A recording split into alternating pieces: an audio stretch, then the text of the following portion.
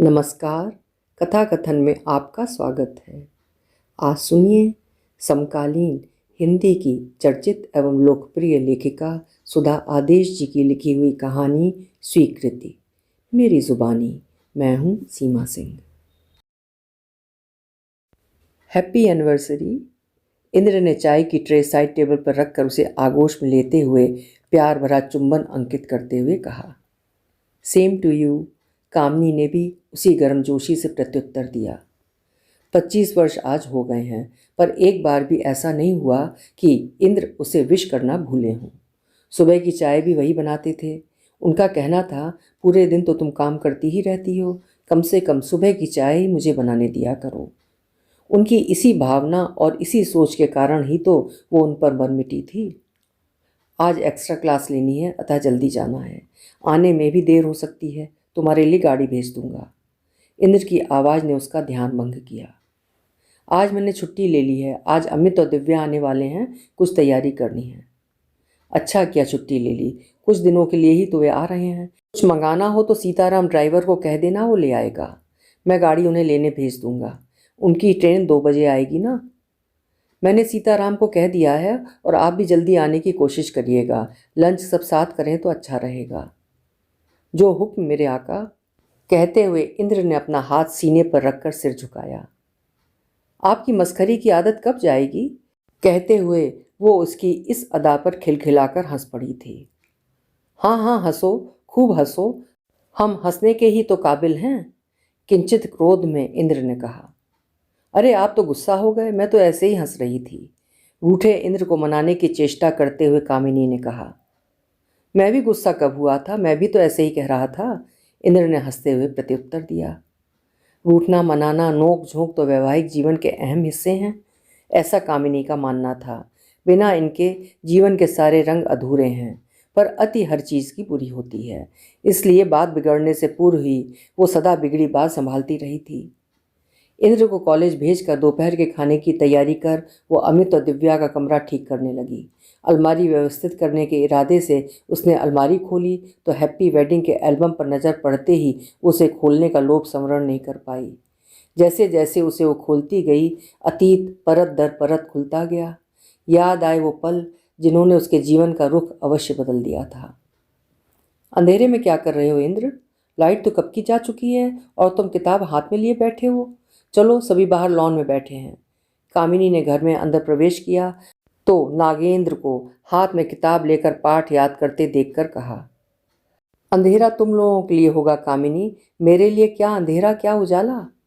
इंद्र ने सहज स्वर में कहा। मेरे कहने का तात्पर्य ये नहीं था। प्लीज़ इंद्र, मुझे क्षमा कर दो।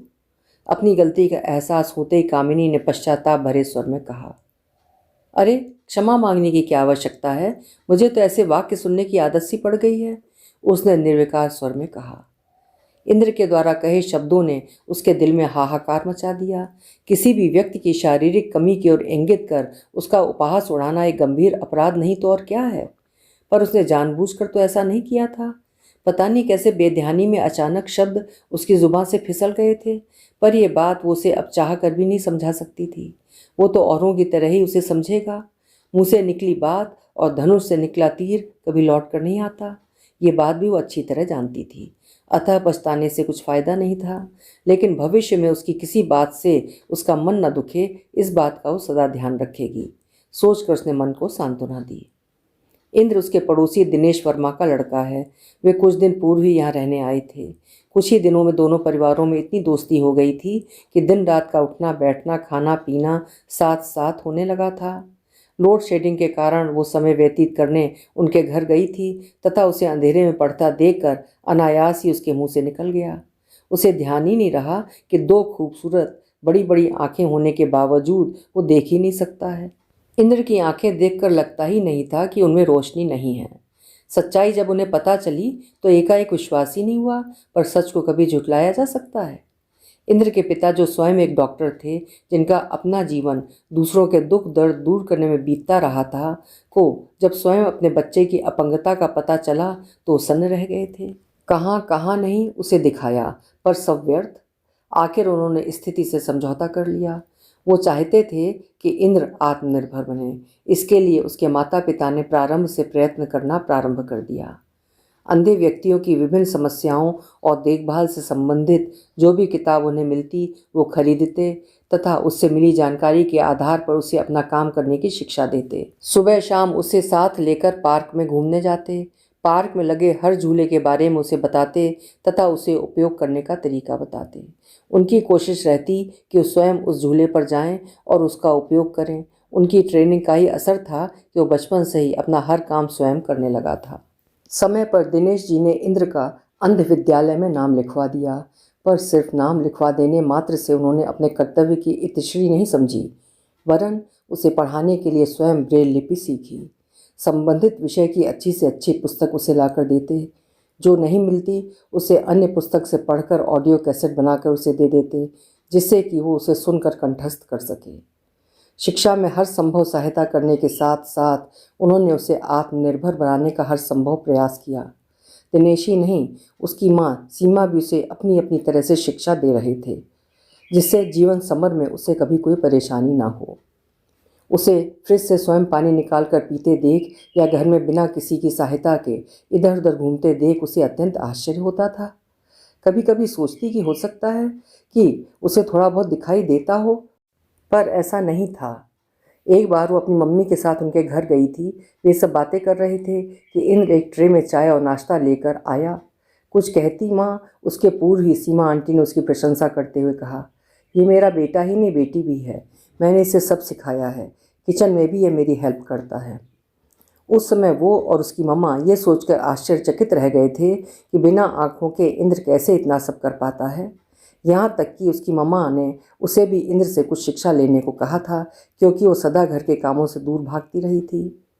वो और इंद्र एक ही कक्षा में थे। स्कूल अवश्य अलग थे। विषय एक होने के कारण एक बार कामिनी किसी टॉपिक पर अनायासी उससे डिस्कशन करने लगी। उसने उस टॉपिक को इतने सहज और आसान तरीके से उसे समझाया कि उसे लगा कि इतनी आसान सी बात उसको समझ में क्यों नहीं आ रही थी। उसके पश्चात तो वो अक्सर ही अपनी हर समस्या को लेकर उसके पास जाने लगी। विषय से संबंधित उसका ज्ञान तथा उसको समझाने का तरीका कठिन से कठिन टॉपिक को आसान बना देता था। वास्तव में उसमें विलक्षण प्रतिभा थी।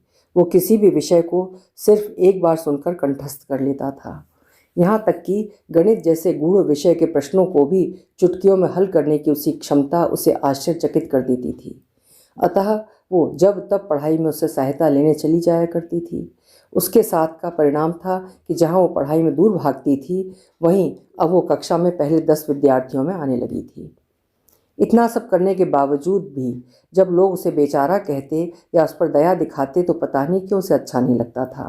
पर किसी का मुंह बंद कर पाना किसी के लिए संभव नहीं है। लोग भले इंद्र को दिव्यांग कहकर उसका तिरस्कार करते रहे हों, पर उसे वो कभी दिव्यांग नहीं लगा। आखिर क्या कमी है उसमें? वो अपना हर काम स्वयं कर लेता है। यहाँ तक कि पढ़ाई में भी उसका मुकाबला सामान्य लोग नहीं कर पाते हैं।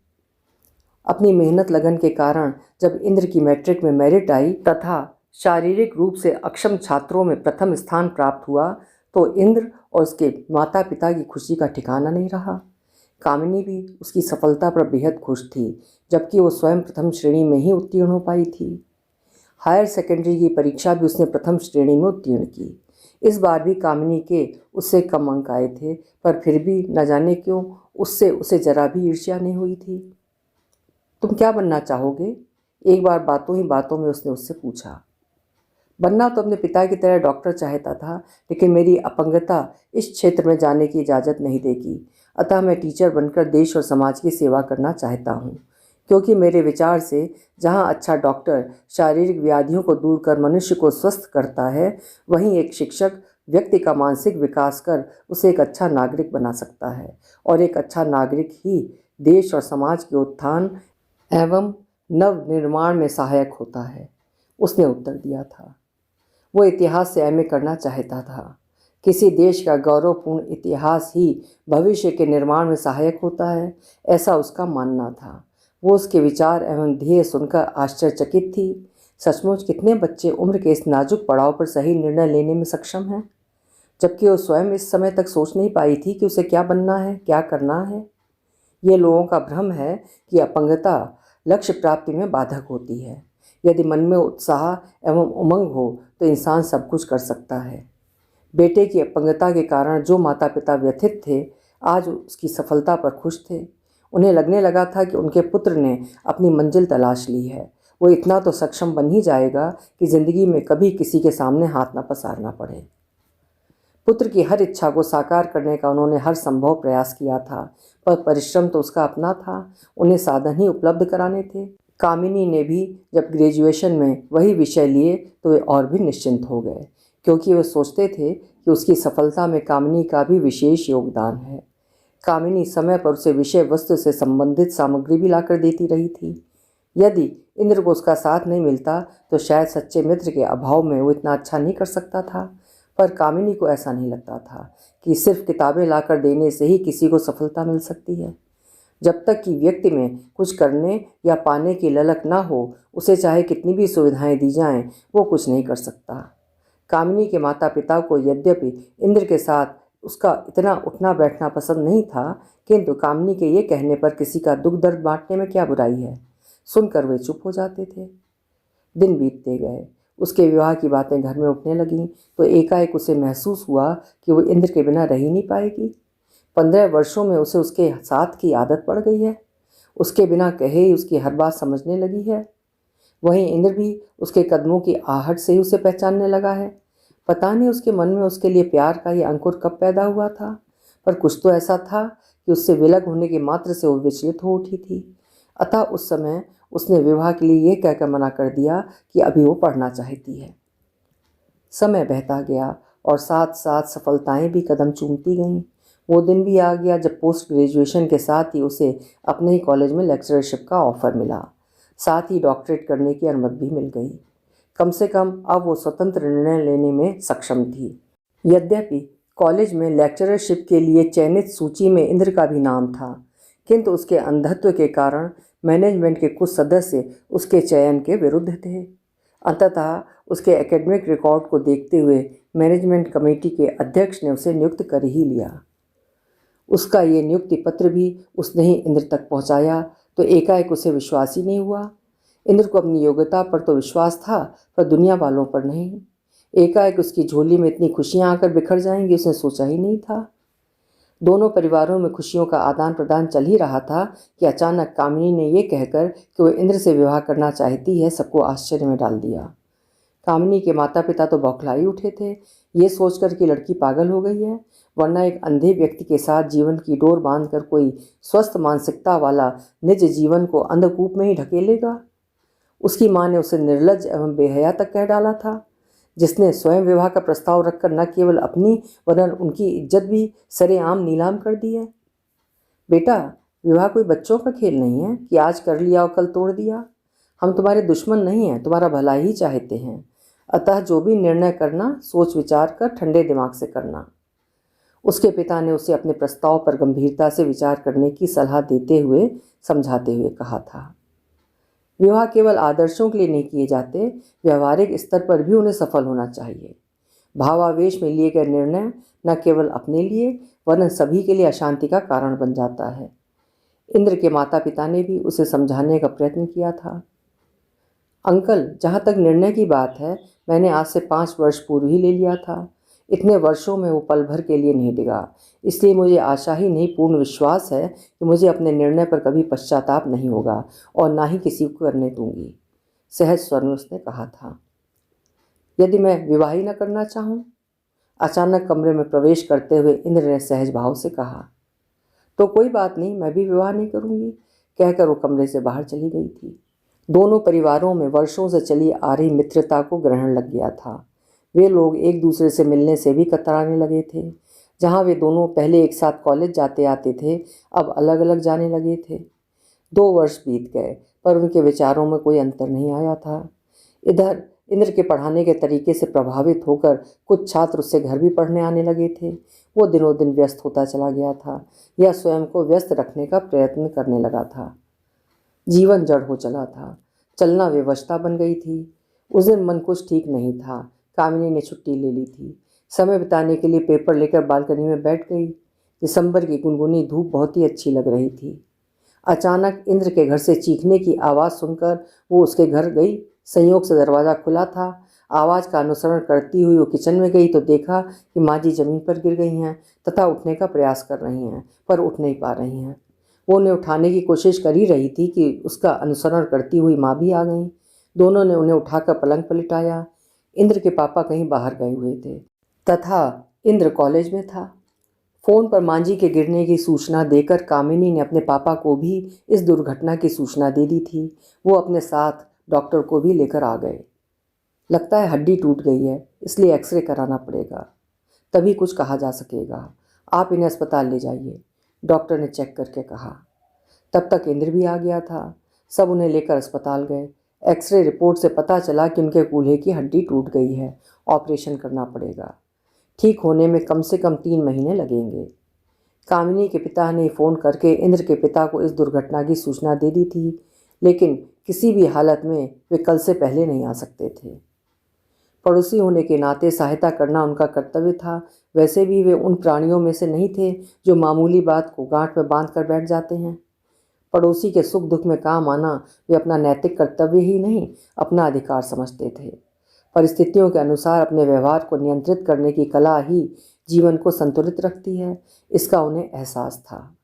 कामिनी की माँ को घर भी देखना था, अतः कामिनी को ही अस्पताल में रात्रि में रुकना पड़ा। इंद्र को जबरदस्ती घर भेज दिया था। कामिनी को एकांत में पाकर दर्द की अवस्था में भी वो ममतामयी पूछ बैठी, क्यों अपना जीवन बर्बाद कर रही हो बेटी? कोई अच्छा सा लड़का देखकर विवाह क्यों नहीं कर लेती? माँ जी, ये बात आप अपने बेटे की हालत देखकर भी कह रही हैं? क्या आप नहीं जानती हैं कि वो कितना अकेला हो गया है? वो सिर्फ इसलिए मुझसे विवाह नहीं करना चाहता क्योंकि वो सोचता है कि मैं उससे विवाह करके उस पर दया कर रही हूँ। लेकिन ऐसा नहीं है माँ जी, मैं उससे सचमुच प्यार करने लगी हूँ तथा मेरा निश्चय अटल है। कभी कभी सोचती हूँ कि शायद मेरे प्यार में ही कोई कमी रह गई है जो आप सब मुझे स्वीकार नहीं कर पा रहे हैं। नहीं बेटी, तुम में कोई कमी नहीं है, तुम तो देवी हो। तुमने मेरे इंद्र को आंखें ही नहीं दी, वरन उसमें आत्मविश्वास भी पैदा किया। आज वो जो कुछ है तुम्हारे कारण है। मैं भी अपने बेटे को पहचानती हूँ। वो कहता कुछ नहीं है, लेकिन बिना कहे ही कभी कभी अपने व्यवहार से बहुत कुछ कह भी जाता है। डरती हूँ कि कहीं असुरक्षा की भावना उसे कुंठित न कर दे, परंतु मैं विवश हूँ बेटी। अपने बेटे की खुशी के लिए मैं तुम्हारा जीवन कैसे बर्बाद कर सकती हूँ, और फिर तुम्हारे माता पिता भी तो इस रिश्ते को। आप ठीक कहती हैं बहन जी, हमारे अहंकार ने इन दोनों के पवित्र प्यार को नहीं समझा पहचाना।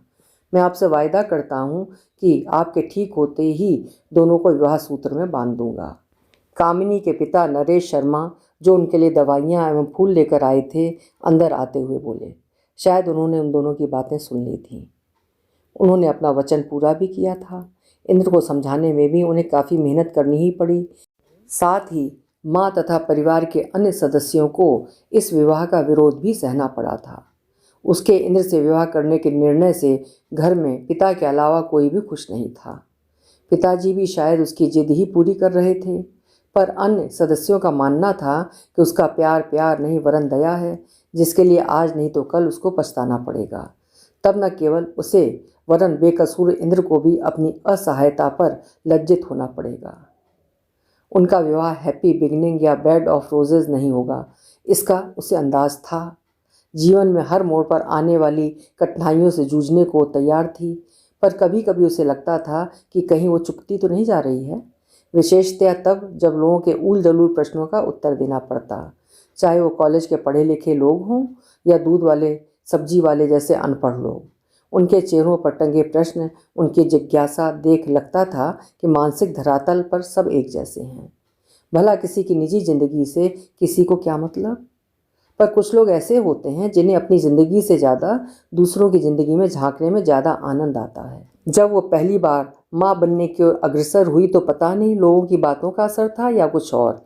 उसके मन में अज्ञात भय बैठ गया कि कहीं उसकी संतान भी दिव्यांग न हो।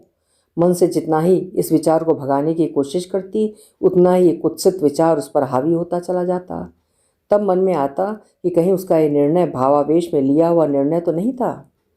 दूसरे क्षण नकारात्मक विचारों को परे ढकेलकर मन को समझाती, नहीं, वो इंद्र को प्यार करती थी तथा ये आने वाला फूल भी उसी प्यार का नतीजा है। ये कोई आवश्यक नहीं कि इंद्र का बच्चा भी इंद्र की तरह ही हो, वो उसकी तरह भी तो हो सकता है। सदा अच्छा सोचो, अच्छा ही होगा के सूत्र को अपनाते हुए उसने अपने नकारात्मक विचारों को झटक कर सकारात्मक सोच अपनाई। नतीजा भी अच्छा ही निकला। बच्चा नॉर्मल था। परिवार में भरपूर खुशियां मनाई गईं। इंद्र भी बहुत खुश था। नैपी बदलने से लेकर बच्चे की हर छोटी मोटी ज़रूरतें पूरा करने को तत्पर रहते। कभी कहीं ऐसा नहीं लगता कि वो देख नहीं सकते हैं। काम की उन्हें ऐसी आदत पड़ गई थी कि वो अपने हर काम के अतिरिक्त घर का छोटा मोटा भी काम बिना उसकी सहायता के कर लेते थे। नन्हा अमित भी उनसे भली प्रकार हिल गया था। उनको देखते ही उनकी गोद आने को लपकता। जाने कैसे इंद्र भी उसके मनोभावों को समझकर उसे गोद में उठा लेते। शायद जिनकी एक इंद्रिय विकसित नहीं होती, उनकी अन्य इंद्रियां अधिक सक्षम होकर उसकी उस कमी को पूरा कर लेती हैं। अमित के 3 वर्ष का होने पर उसे स्कूल में दाखिल करवाया। नन्हे मासूम ने घर की दुनिया से हटकर एक अलग दुनिया में कदम रखा था। ये दुनिया उसके लिए नई थी, जहाँ उसके मम्मी पापा के अतिरिक्त अन्य लोग भी थे, उसके दोस्त, उसकी मैम। घर आकर वो उनके बारे में, स्कूल की अन्य बातों के बारे में उसको बताता। घर के अन्य सदस्यों द्वारा अब दूसरे बच्चे के लिए दबाव पड़ने लगा था। यद्यपि वो दूसरा बच्चा नहीं चाहती थी, क्योंकि उस पर फिर वही डर हावी हो जाता था। अन्यों के अलावा इंद्र को भी लगता था कि कम से कम 2 बच्चे तो होने ही चाहिए, जिससे बच्चे को अकेलेपन का एहसास नहीं होगा। सुख दुख में कम से कम कोई तो होगा जिसे अपना कह सकेगा वो। इसके साथ ही इससे उसे सामाजिक बनने, एक दूसरे के साथ रहने निभाने की आदत भी रहेगी। वरना अकेला बच्चा समाज से दूर आत्म केंद्रित होता चला जाता है। उसकी खुशी के लिए उसने दोबारा मातृत्व स्वीकार करने का मन बना लिया था। घर बाहर की जिम्मेदारी निभाते हुए वो बुरी तरह थक जाती थी, पर गृहस्थी में तो ये सब चलता ही रहता है। सोचकर दुगने मन से वो काम में लग जाती। इसी वजह से वो सबकी चहेती बनी हुई थी। वो दिन भी आ गया जब उसकी कोख में दूसरा कमल खिल उठा।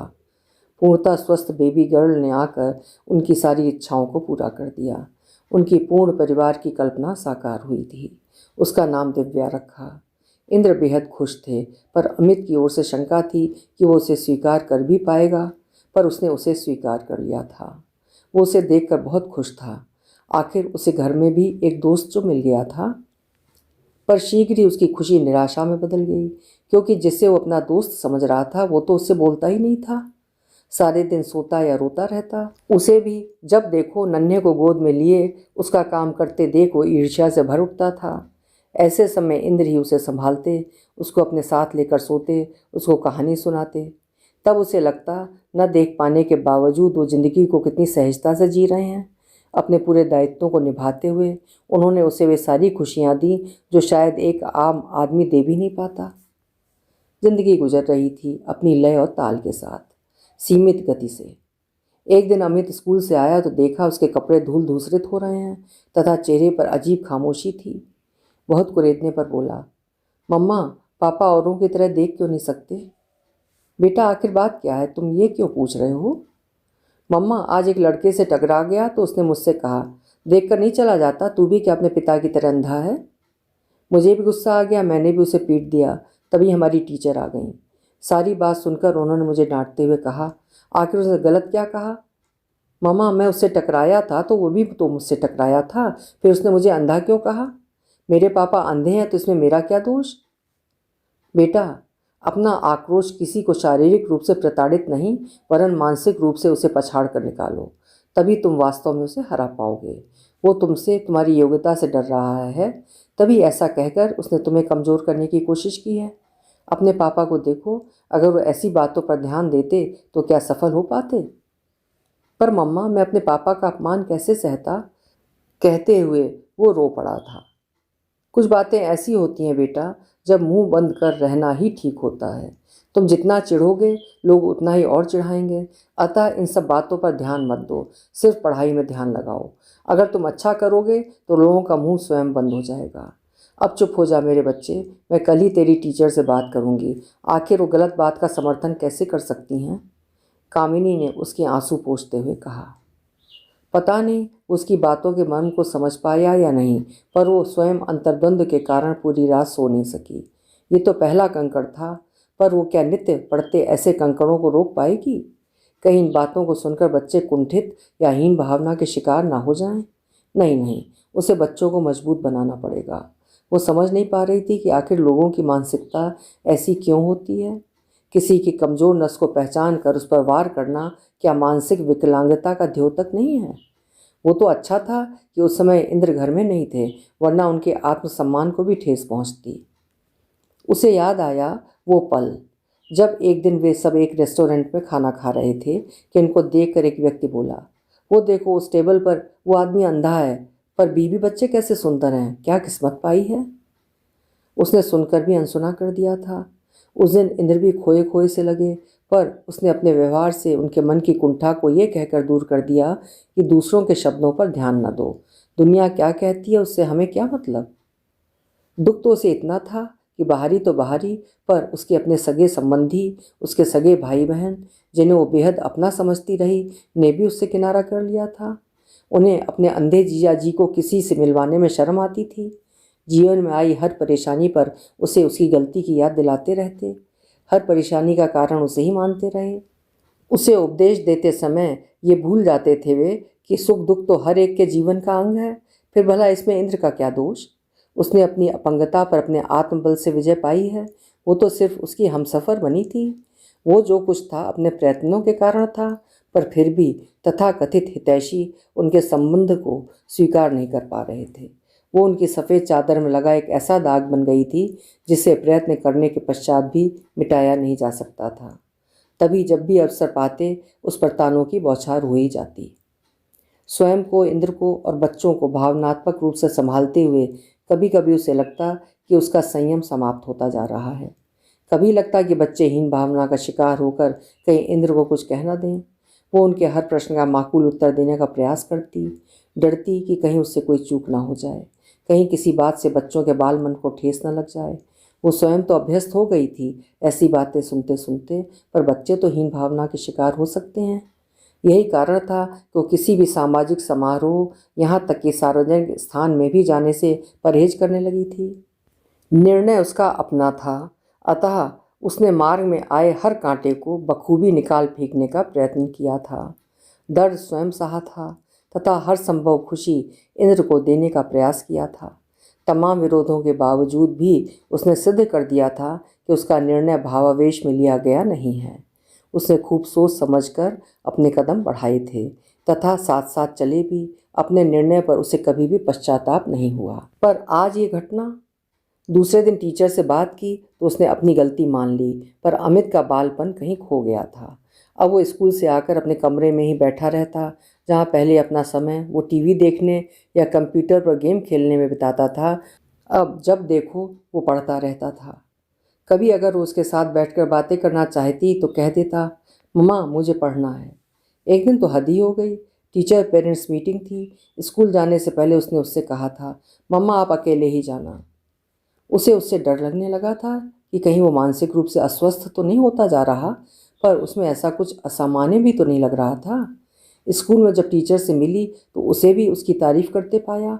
सेशनल में उसके क्लास में सर्वाधिक अंक थे। अमित के साथी छात्र के व्यवहार ने उसे तोड़ दिया था, पर आज अमित के कक्षा में इतने अच्छे प्रदर्शन को देखकर उसके टूटे मनोबल को सहारा मिला। उसे लगा उसका बेटा इतना कमज़ोर नहीं है जितना वो सोच रही थी। उसे भी मुकाबला करना आता है। उसकी सफलता पर उत्साहित होकर उसे चूमते हुए उसने हर्ष मिश्रित स्वर में कहा, कीप इट अप बेटा, अपनी इसी स्पिरिट से तुम हर एक को हरा सकते हो।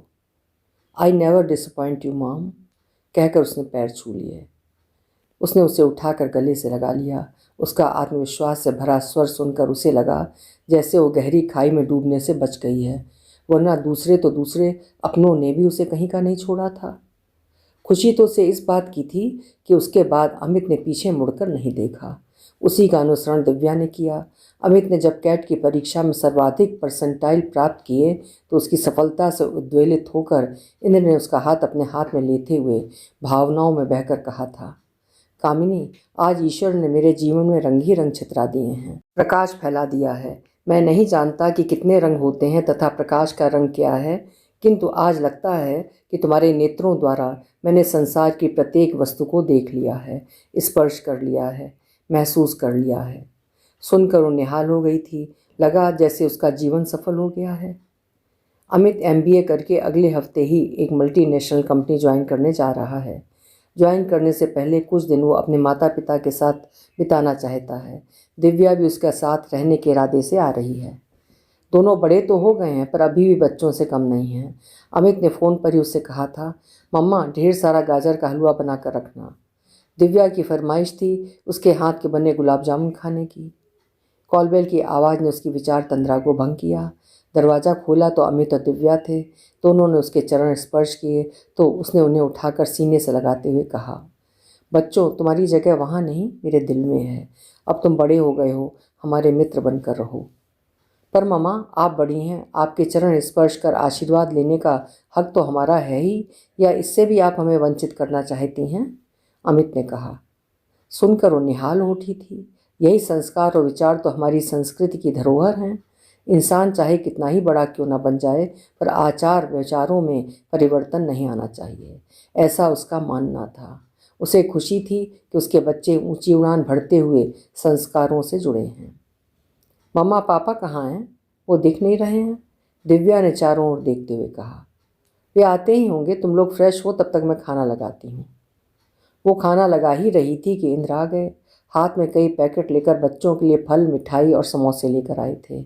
बच्चों ने भी उनका गर्मजोशी से स्वागत किया। खाना खाते हुए बच्चे उससे ज़्यादा पापा से ही बातें करते रहे। अमित जहाँ अपने नए जॉब के बारे में बता रहा था, वहीं दिव्या MBBS के बाद नेत्र विशेषज्ञ बनने की अपनी इच्छा जता रही थी। अच्छा अब बताओ रात में क्या खाओगे? उठने लगे तो उसने बच्चों से पूछा। मम्मा आज रात का खाना हम सब होटल में खाएंगे, अमित ने कहा। ठीक है तुम लोग चले जाना, इंद्र ने उठते हुए कहा। पापा आज आपको भी चलना पड़ेगा, अमित बोला। कम ऑन पापा, अब हम बच्चे नहीं हैं जो लोगों के तानों से घबरा जाएं या हर्ट हों। बस हम इतना जानते हैं कि you are our lovely father, we both are proud of you. आज हम जो कुछ हैं आपके कारण ही हैं, हमारे लिए यही सच है। अमित ने उनका हाथ अपने हाथ में लेते हुए कहा। पापा आज आपकी और मम्मा की 25वीं वेडिंग एनिवर्सरी है तो इसे सेलिब्रेट करना ही होगा, अतः आज आप हमें मना नहीं कर सकते, दिव्या ने उनके गले में हाथ डालते हुए कहा। जैसी तुम लोगों की इच्छा, भरे गले से इंद्र ने कहा था। कामिनी की आंखें भी छलछला आई थीं। भला प्यार, विश्वास, आदर और समर्पण का इससे अच्छा तोहफा उनके लिए और क्या हो सकता है। आखिरकार इंद्र को आज स्वीकृति मिल ही गई। अभी आप सुन रहे थे सुधा आदेश जी की लिखी हुई एक संवेदनापूर्ण कहानी स्वीकृति। उम्मीद है कहानी आपको अच्छी लगी होगी। अच्छी लगी हो तो लाइक और शेयर करिएगा और चैनल भी सब्सक्राइब कर लीजिएगा। कल फिर मिलते हैं। नमस्कार।